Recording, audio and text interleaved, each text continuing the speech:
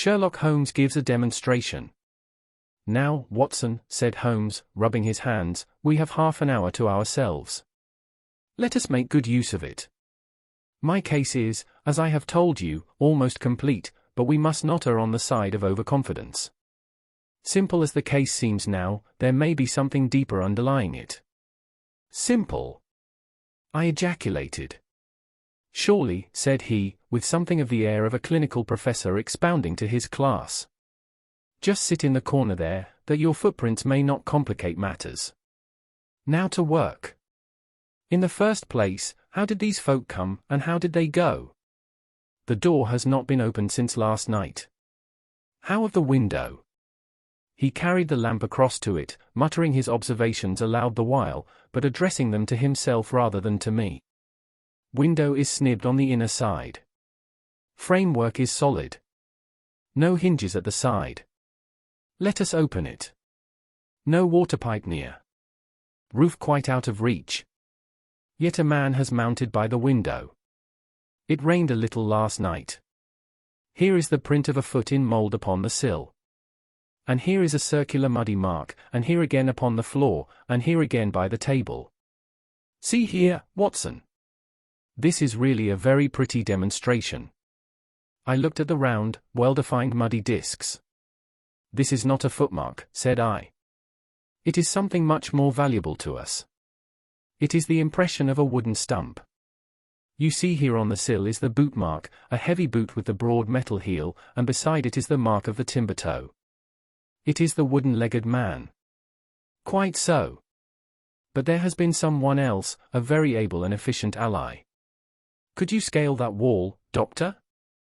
I looked out of the open window. The moon still shone brightly on that angle of the house. We were a good 60 feet from the ground, and, look where I would, I could see no foothold, nor as much as a crevice in the brickwork. It is absolutely impossible, I answered. Without aid it is so. But suppose you had a friend up here who lowered you this good stout rope which I see in the corner, securing one end of it to this great hook in the wall. Then, I think, if you were an active man, you might swarm up, wooden leg and all. You would depart, of course, in the same fashion, and your ally would draw up the rope, untie it from the hook, shut the window, snip it on the inside, and get away in the way that he originally came. As a minor point it may be noted, he continued, fingering the rope, that our wooden-legged friend, though a fair climber, was not a professional sailor. His hands were far from horny. My lens discloses more than one blood mark, especially towards the end of the rope, from which I gather that he slipped down with such velocity that he took the skin off his hand. This is all very well, said I, but the thing becomes more unintelligible than ever. How about this mysterious ally? How came he into the room? Yes, the ally, repeated Holmes, pensively. There are features of interest about this ally. He lifts the case from the regions of the commonplace. I fancy that this ally breaks fresh ground in the annals of crime in this country, though parallel cases suggest themselves from India, and, if my memory serves me, from Senegambia. How came he, then? I reiterated. The door is locked, the window is inaccessible. Was it through the chimney? The grate is much too small, he answered. I had already considered that possibility. How then? I persisted. You will not apply my precept, he said, shaking his head. How often have I said to you that when you have eliminated the impossible whatever remains, however improbable, must be the truth? We know that he did not come through the door, the window, or the chimney. We also know that he could not have been concealed in the room, as there is no concealment possible. Whence, then, did he come? He came through the hole in the roof, I cried. Of course he did. He must have done so. If you will have the kindness to hold the lamp for me, we shall now extend our researches to the room above, the secret room in which the treasure was found. He mounted the steps, and, seizing a rafter with either hand, he swung himself up into the garret. Then, lying on his face, he reached down for the lamp and held it while I followed him. The chamber in which we found ourselves was about 10 feet one way and 6 the other. The floor was formed by the rafters, with thin lath and plaster between, so that in walking one had to step from beam to beam. The roof ran up to an apex, and was evidently the inner shell of the true roof of the house. There was no furniture of any sort, and the accumulated dust of years lay thick upon the floor. "Here you are, you see," said Sherlock Holmes, putting his hand against the sloping wall. "This is a trapdoor which leads out onto the roof. I can press it back, and here is the roof itself, sloping at a gentle angle. This, then, is the way by which number 1 entered. Let us see if we can find any other traces of his individuality."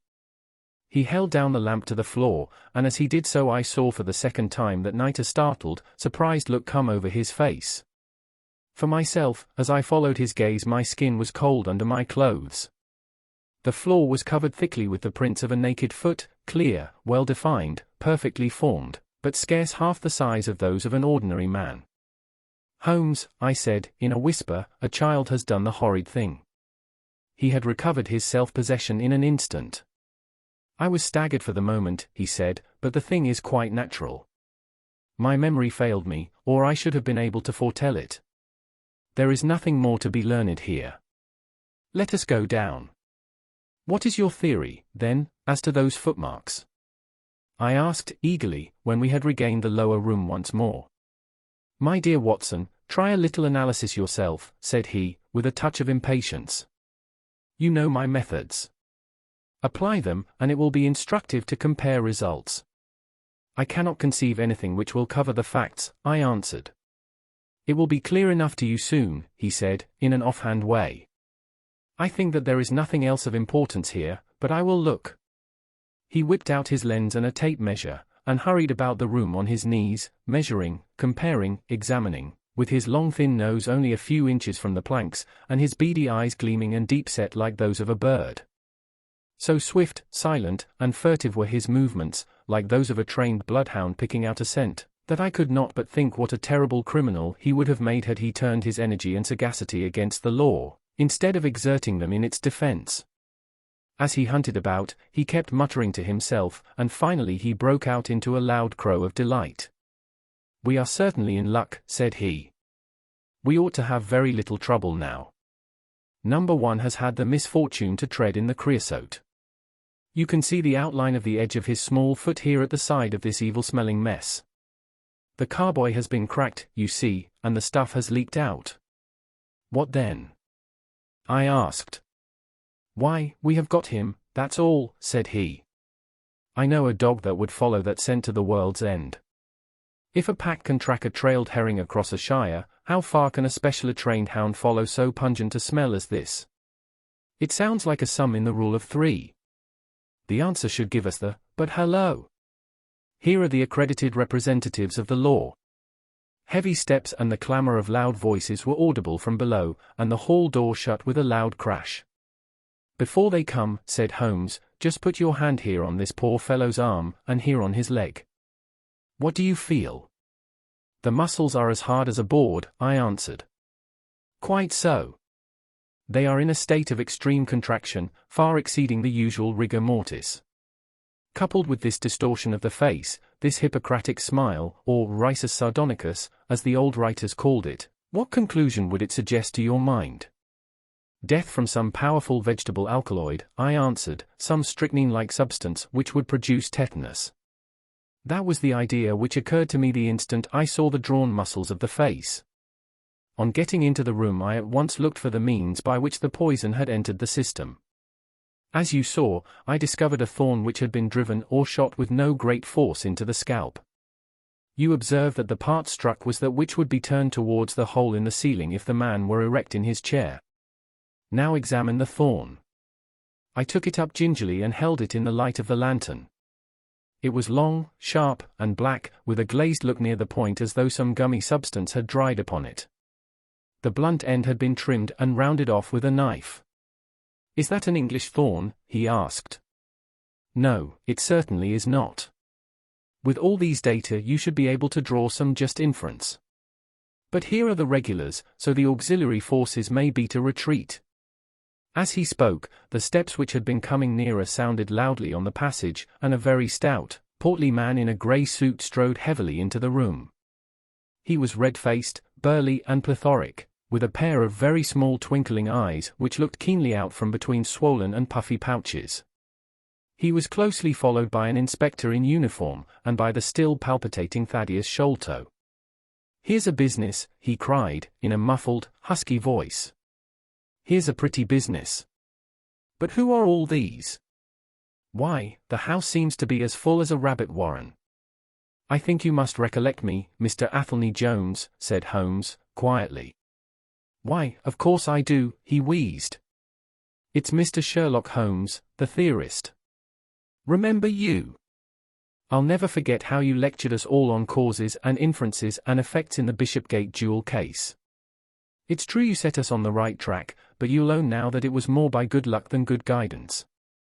It was a piece of very simple reasoning. Oh, come, now, come. Never be ashamed to own up. But what is all this? Bad business. Bad business. Stern facts here, no room for theories. How lucky that I happened to be out at Norwood over another case. I was at the station when the message arrived. What do you think the man died of?" "Oh, this is hardly a case for me to theorize over," said Holmes, dryly. "No, no. Still, we can't deny that you hit the nail on the head sometimes." "Dear me. Door locked, I understand. Jewels worth $500,000 missing. How was the window?" "Fastened, but there are steps on the sill." Well, if it was fastened, the steps could have nothing to do with the matter. That's common sense. Man might have died in a fit, but then the jewels are missing. Ha! I have a theory. These flashes come upon me at times. Just step outside, Sergeant, and you, Mr. Sholto. Your friend can remain. What do you think of this, Holmes?" Sholto was, on his own confession, with his brother last night. The brother died in a fit, on which Sholto walked off with the treasure. "How's that?" "On which the dead man very considerately got up and locked the door on the inside." "Hum. There's a flaw there. Let us apply common sense to the matter. This Thaddeus Sholto was with his brother, there was a quarrel, so much we know. The brother is dead and the jewels are gone. So much also we know. No one saw the brother from the time Thaddeus left him. His bed had not been slept in. Thaddeus is evidently in a most disturbed state of mind. His appearance is, well, not attractive. You see that I am weaving my web round Thaddeus. The net begins to close upon him." "You are not quite in possession of the facts yet," said Holmes.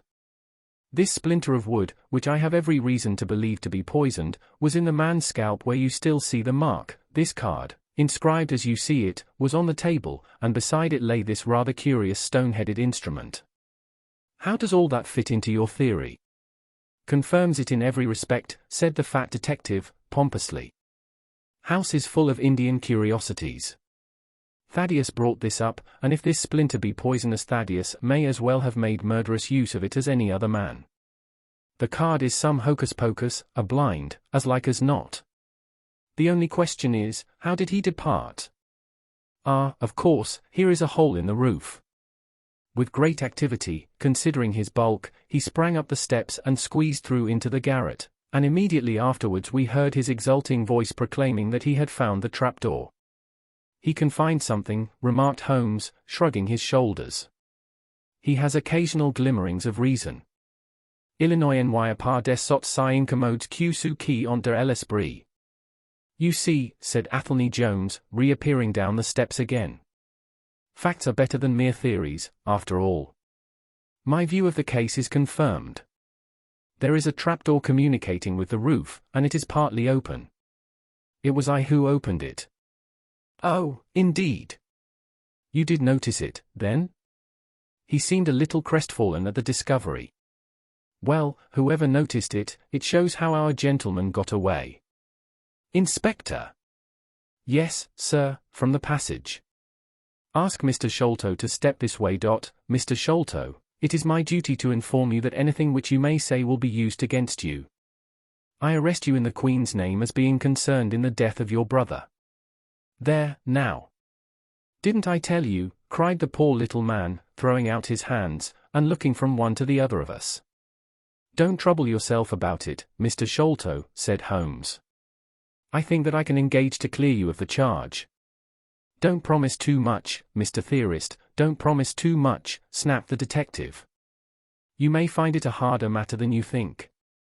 Not only will I clear him, Mr. Jones, but I will make you a free present of the name and description of one of the two people who were in this room last night. His name, I have every reason to believe, is Jonathan Small. He is a poorly educated man, small, active, with his right leg off, and wearing a wooden stump which is worn away upon the inner side. His left boot has a coarse, square-toed sole, with an iron band round the heel. He is a middle-aged man, much sunburned, and has been a convict. These few indications may be of some assistance to you, coupled with the fact that there is a good deal of skin missing from the palm of his hand." "The other man?" "Ah." "The other man?" asked Athelney Jones, in a sneering voice, but impressed nonetheless, as I could easily see, by the precision of the other's manner. "Is a rather curious person," said Sherlock Holmes, turning upon his heel. "I hope before very long to be able to introduce you to the pair of them. A word with you, Watson." He led me out to the head of the stair. "This unexpected occurrence," he said, "has caused us rather to lose sight of the original purpose of our journey." "I have just been thinking so," I answered. "It is not right that Miss Morstan should remain in this stricken house." "No. You must escort her home. She lives with Mrs. Cecil Forrester, in Lower Camberwell, so it is not very far. I will wait for you here if you will drive out again. Or perhaps you are too tired?" "By no means. I don't think I could rest until I know more of this fantastic business. I have seen something of the rough side of life, but I give you my word that this quick succession of strange surprises tonight has shaken my nerve completely. I should like, however, to see the matter through with you, now that I have got so far." "Your presence will be of great service to me," he answered.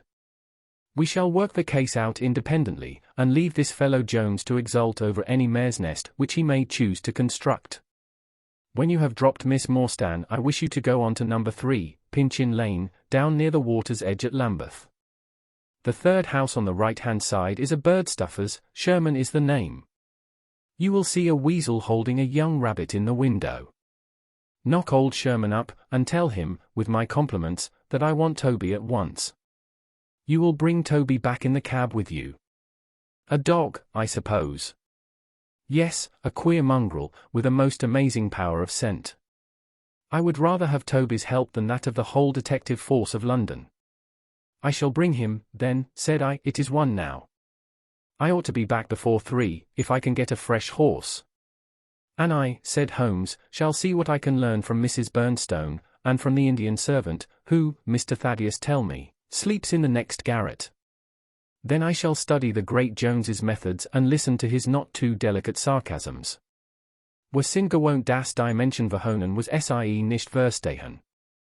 Gertie is always pithy."